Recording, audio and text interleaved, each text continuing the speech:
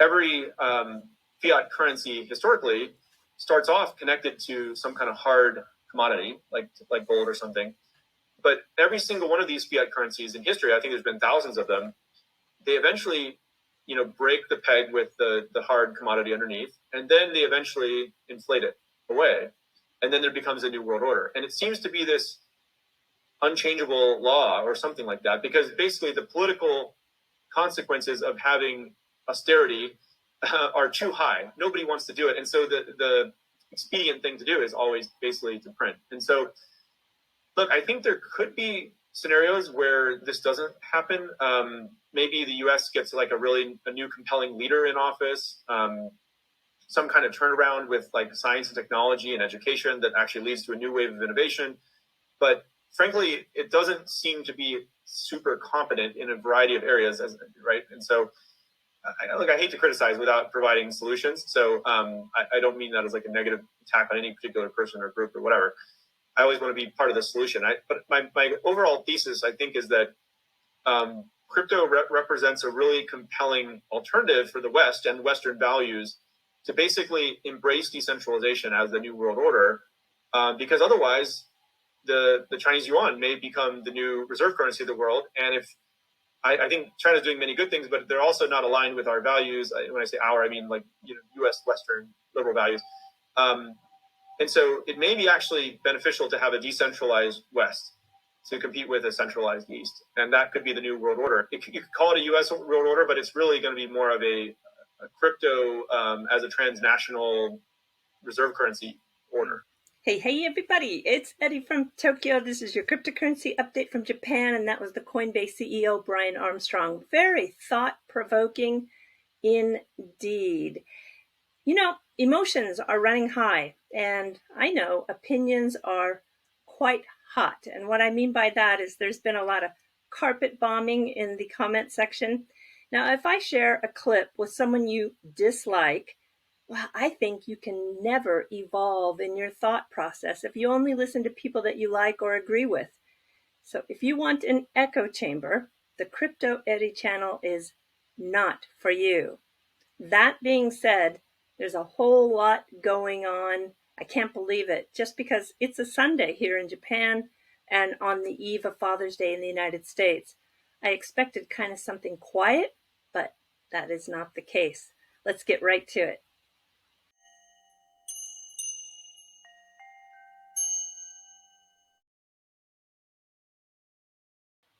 I just broke the news on Twitter that the company Ripple, with more than 15 global offices, has added one more. They are going to Miami, Florida, in one of the newest office buildings in the Wynwood area. There are 3 tenants in this announcement, and Ripple is taking the largest of the space, 6,500 square feet. The building is quite large, 2,500 square feet, with a rooftop garden and terrace, a gym, and on the lower levels, there are some retail offerings. In commercial real estate, many lease deals are done with 2 or more parties that come together, and they do that to negotiate price and terms. This company here, Spearmint, is on that announcement, and they are a next-generation renewable energy company enabling the clean energy revolution through battery energy storage, basically improving overall grid resiliency. If you like to sleuth, keep an eye on this company, because it looks like to me this is going to be a future investment or a potential acquisition for Ripple. Just saying. Elon Musk about 4 hours ago tweeted out that he's going to keep supporting DOGECOIN, and I think it's in defiance to the lawsuit that's been brought about him. Yeah, whatever. And my buddy Moon Lambo then tweeted back to him, I'll keep supporting XRP. But you know what? Hey, guys, there is going to be a one-stop spot for your support on Flare Networks. And if we're lucky, it'll start July 4th, where you can actually bring smart contracts to XRP and Dogecoin. This is one of the huge values of Flare Networks, bringing utility, I mean real utility, to a variety of coins and tokens that didn't necessarily have the access to smart contracts. And even though smart contracts are coming to the XRP ledger, this this interoperability and this multi-chain world, the more places that you can execute a smart contract, the better for the entire ecosystem. Now I want to show you something that Senator Lummis said, where she obviously is not studying this space. People who don't trust banks or have not been able to utilize banking because of the extremely high fees and because of the difficulty being recognized as a worthy investment, Bitcoin is a fabulous alternative. Care to name names of what you think might be a scam? Do you really think DOGECOIN is going to be around in 5 years? Now, maybe it's possible, but it's possible that it won't. Should you be creating legislation and crafting legislation around cryptocurrencies when you own so much crypto and you have a lot to gain from it?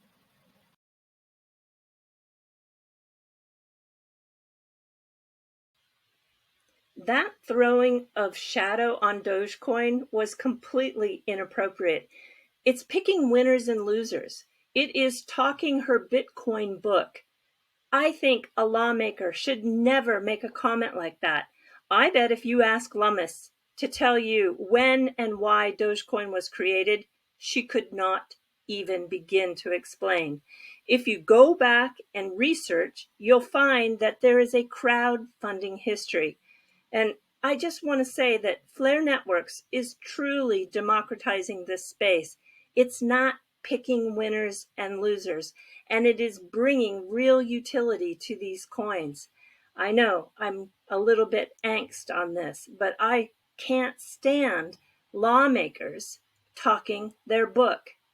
So why is Quant up almost 6% in the last 24 hours? Well, it's very possible due to the announcement about 2 hours ago that Overledger 2.2.8 is going to connect to the Ethereum testnet and add support for XDC.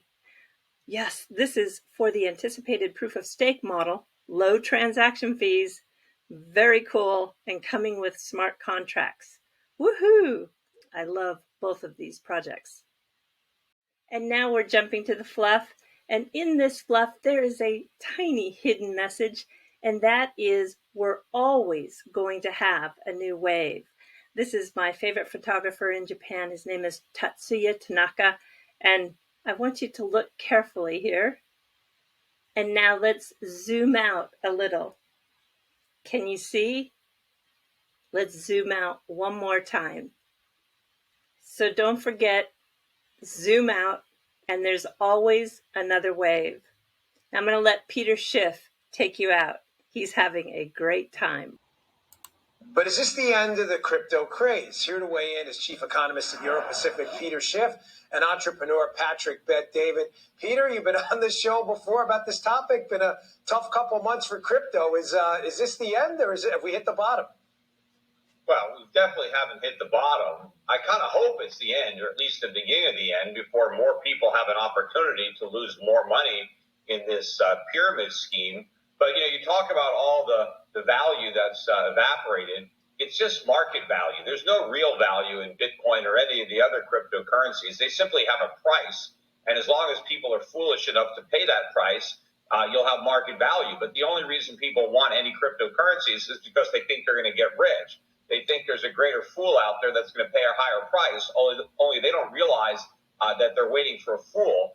And ultimately, the fools that are left holding the bag are the losers. And I think, unfortunately, there's a lot of people that are going to be bag holders in this. I think a lot of the original investors, the whales, they've been dumping. I mean, they pumped this thing up.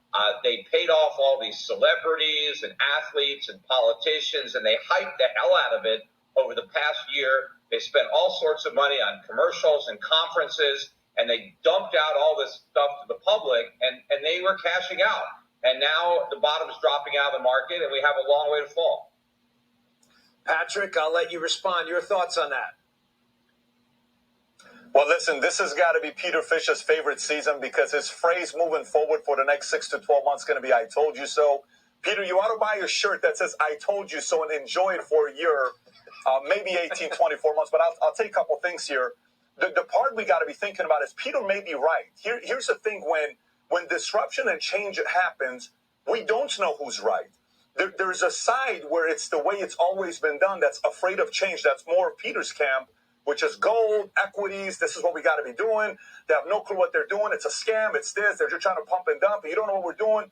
Okay, fine. He may be right, but he may also be wrong. And then there's the other side, which the younger generation is saying, Peter, we just don't like the way you've been doing things. We don't. We just don't trust the Fed.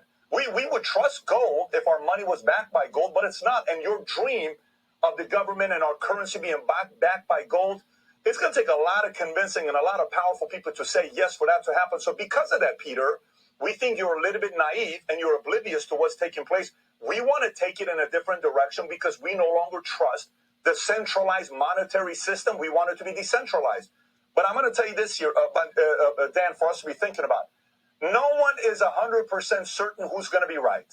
It's going to take about 12 to 24 months, maybe 36 more months for us to know whether Peter's camp is right or whether their camp is right. But if there's one thing that we know, when you watch the younger generation, years ago when Snapchat came out, I wasn't on Snapchat. I was on Facebook and Instagram. I'm in Hawaii. This girl named Phoebe's telling me, let me teach you about Snapchat. And I got on Snapchat. We have to pay attention to what the youth is saying because they just may be right. All right, let Peter, I got about just under a minute left. I'm tight on time. But your response to that? Well, the youth, can be setting the trends in music and fashion, but you don't want to take your investment advice through them. Investment advice is better taken from people who have been around, they're seasoned, that they have more experience and wisdom. And look, I don't trust the central banks either. And if you like gold, there's nothing that says you can't have a cryptocurrency backed by gold. You marry all of the positive aspects of a cryptocurrency with the benefits of gold. You have something that's stable, store of value, medium of exchange, unit of account. You don't have to reinvent the wheel. You just have to bring it into the 21st century with blockchain. That's an interesting idea. Well, guys, Dan, just last thought, 10 seconds here. Just 10 seconds here. 10 seconds, I got to run. 10 seconds. If it's about taking advice from the wise, we should take advice from Janet Yellen and Nancy Pelosi, and they got it wrong. So, Peter, remember when you were 20s and 30s, these guys may be right. I got to run, guys. I'm sorry. Great debate. I love having you on the show. You two are terrific. Thanks a lot.